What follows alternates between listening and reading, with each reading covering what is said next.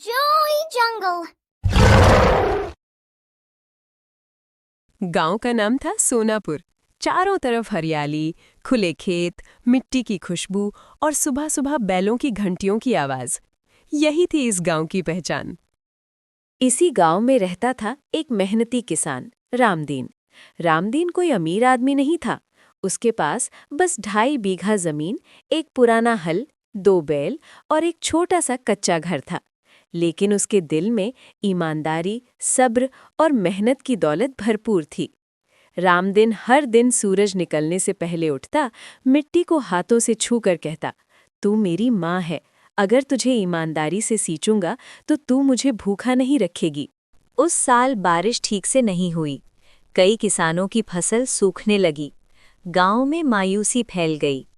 रामदीन की पत्नी सीता ने एक दिन चिंता में कहा, अगर इस बार भी फसल खराब हो गई तो बच्चों की पढ़ाई कैसे चलेगी? रामदीन ने गहरी सांस ली, लेकिन आवाज में भरोसा था।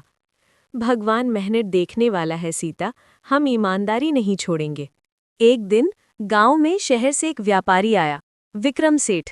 चमकती गाड़ी, महंगे कपड़े और बड़ी बड़ी बातें। उसने किसानों को इकट्ठा करके कहा, अगर तुम लोग मेरी बताई हुई केमिकल दवा डाल दो तो फसल दोगुनी हो जाएगी। हाँ, मिट्टी खराब हो जाएगी, लेकिन अभी पैसा मिलेगा। कुछ किसान लालच में आ गए। रामदीन चुपचाप सब सुनता रहा। विक्रम सेठ ने रामदीन से अलग से कहा, तुम्हारी जमीन छोटी है, अगर अमीर बनना है तो ये मौका मत छोड़ो। रामदीन ने मिट्टी की ओर देखा और शांति से बोला, मिट्टी से धोखा करके पैसा कमाना मेरे बस की बात नहीं। बाकी किसान केमिकल डालने लगे। रामदीन ने गोबर की खाद, नीम का पानी और पुराने देसी तरीके अपनाए। लोग उसका मजाक उड़ाने लगे। बाकी किसान रामदीन से कहने लगे, अरे रामदीन पुराने जमाने में जी रहा है, देखना भूखा मर जाएगा। रात को सीता डर गई। सब लोग आगे बढ़ रहे हैं, हम पीछे तो नहीं रह जाएंगे।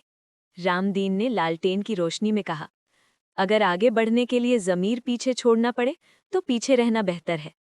कुछ हफ्तों बाद पहले तो दूसरे किसानों की फसल बहुत अच्छी दिखी, हरी भरी, ऊंची और घनी। रामदीन के खेत की फसल धीरे धीरे बढ़ रही थी। लेकिन अचानक मौसम बदला। तेज बारिश और गर्मी ने केमिकल वाली फसलों को कमजोर कर दिया। मिट्टी सख्त हो गई, कीड़े बढ़ गए, कई किसानों की पूरी फसल खराब हो गई। रामदीन के खेत में मिट्टी जिंदा थी, फसल खड़ी रही, मजबूत और स्वस्थ। शहर से एक ऑर्गेनिक कंपनी का अधिकारी गांव आया। उसने रामदीन के खेत की मिट्टी जांची और हैरान रह गया। ये पूरी तरह शुद्ध और प्राकृतिक है, हम आपकी फसल सीधे खरीदेंगे, दुगनी कीमत पर। वही किसान जो रामदीन का मजाक उड़ाते थे, अब रामदीन की तारीफें कर रहे थे। रामदीन ने पैसे कमाए, लेकिन उससे भी बड़ी चीज मिली, सम्मान। गांव की पंचायत ने उसे सम्मानित किया। बच्चे उसे सच्चा किसान कहने लगे। विक्रम सेठ चुपचाप गांव छोड़कर चला गया। रामदीन ने गांव वालों से कहा, मिट्टी सिर्फ जमीन नहीं होती, ये हमारी माँ है। जो आज ज्यादा पाने के लालच में इसे बर्बाद करता है, वो कल सब कुछ खो देता है।